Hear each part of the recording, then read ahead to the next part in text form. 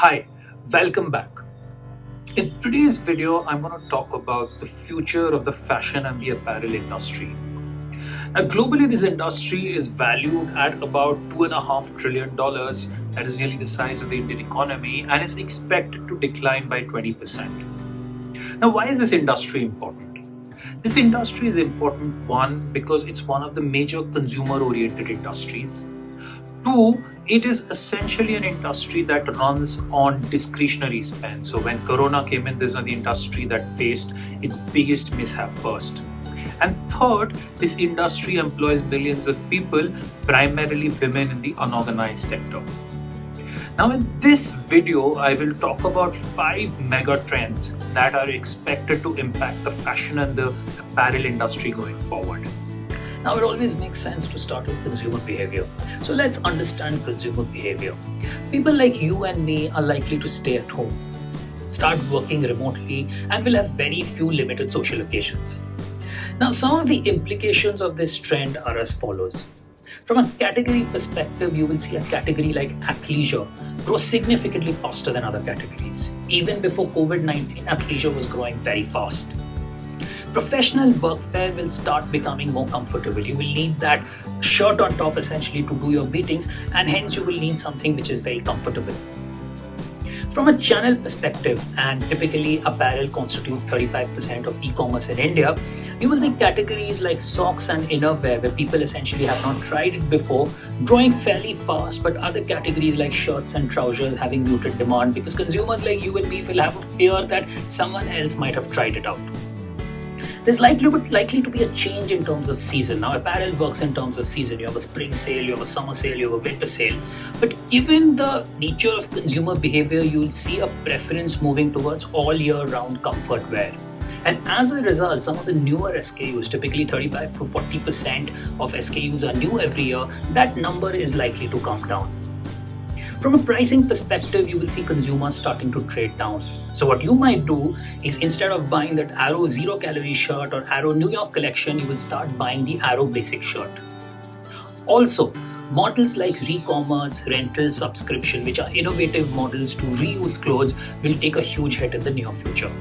It is interesting to see the change in nature of marketing in the fashion and apparel industry. Now, a lot of marketing in the fashion and apparel industry used to be through fashion shows. Over the last quarter, a lot of these fashion shows, Christian Dior, Ralph Lauren, Hermes, London Fashion Week, have gone virtual. And this trend is likely to continue. Another trend is about leading influencers and designers actually connecting directly to their consumers. You would have heard of Sabyasachi releasing his collection directly on Instagram now to have a direct connect with his end consumer. One of the emerging global trends is how leading global brands are actually engaging more with influencers, for example, K-pop stars, rather than engaging movie actresses. Another facet of marketing is often looking at communication values. Now, historically, fashion and apparel has often been associated with very progressive values: women's liberation, success, sustainability, innovation. These set of values are likely to change to safety, hygiene, trust, credibility, a rather boring set of values. Another change that is likely is a greater acceptance of all sizes and a reduction in unrealistic body expectations. Now, when you talk about evolution of any industry, technology often plays a key role. Apparel, after all, is one of the more mature industries. It's one of the industries where the physical store and the digital store often worked very well together, and it was called a phygital store. This trend is likely to continue, but there'll be a slight nuance to it. People will typically window shop online, but prefer to buy offline because they'll be concerned that someone else might have worn this piece. As a result, e-commerce engines will have to give huge discounts to lure back consumers in. As I speak right now, AJIO is running a 40 to 80% sale on most of its products. If you take the physical store, the large branded stores will typically have virtual trial rooms and augmented reality to make the consumer feel comfortable. Contactless payments, needless to say, will become a routine norm everywhere. In a move which is very similar to FMCG, what you will see is some of these physical stores also act as pickup points for last mile delivery. Apparel and the fashion industry employs close to 150,000 people in India, primarily women in clusters like Ludhiana and Tirupur.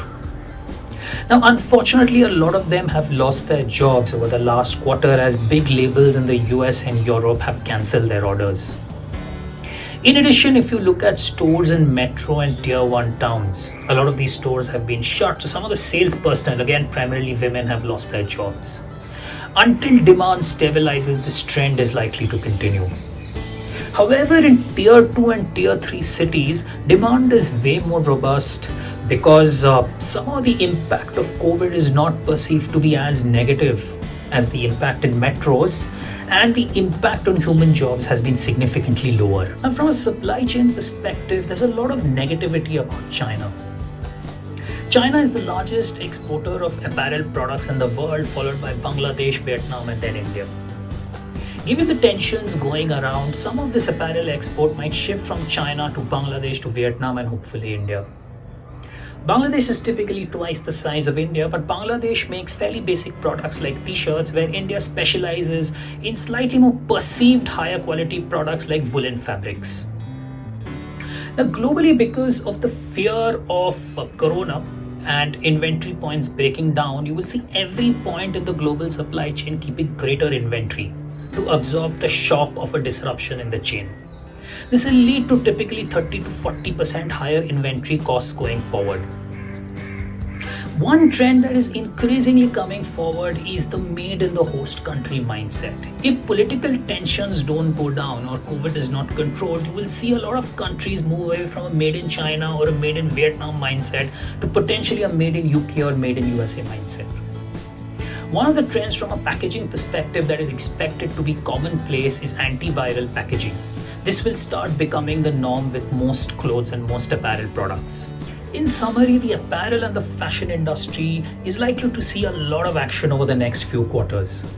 If you are an apparel player in a metro or a tier 1 town, you'll be hoping for a miraculous recovery this upcoming festive season. However, if you're an apparel or a fashion player in a tier 2 or a tier 3 town, most likely you'll be laughing your way to the bank. So here's my take on the 5 mega trends likely to impact the fashion and the apparel industry. If you liked what you heard, do subscribe to the channel and let me know what you think. And look forward to meeting you next week again.